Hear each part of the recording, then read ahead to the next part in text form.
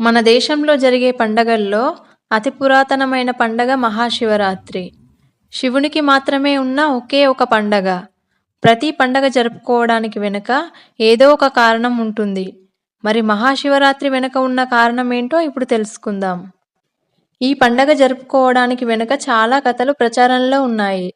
Like శివపార్వతుల కళ్యాణం జరిగిన రోజు అని, లేదా శివుడు హాలాహలాన్ని తాగిన రోజు అని, ఇలా చాలా కథలు ప్రచారంలో ఉన్నాయి. కానీ ఇవేవీ కాదు. అసలు కారణం చాలా పెద్దది. మన హిందూ పురాణాల ప్రకారం ఈ సృష్టి మొదలైనప్పటి నుండి బ్రహ్మ, విష్ణు, మహేశ్వరులు ఈ విశ్వంలోని సృష్టి, స్థితి, లయకారకులు. బ్రహ్మ విష్ణుమూర్తి యొక్క నాభి నుండి వచ్చిన కమలంలో ఉంటారు. ఒకరోజు బ్రహ్మకి, విష్ణువుకి ఇద్దరిలో ఎవరు గొప్ప అనే విషయం మీద చిన్న గొడవ మొదలైంది.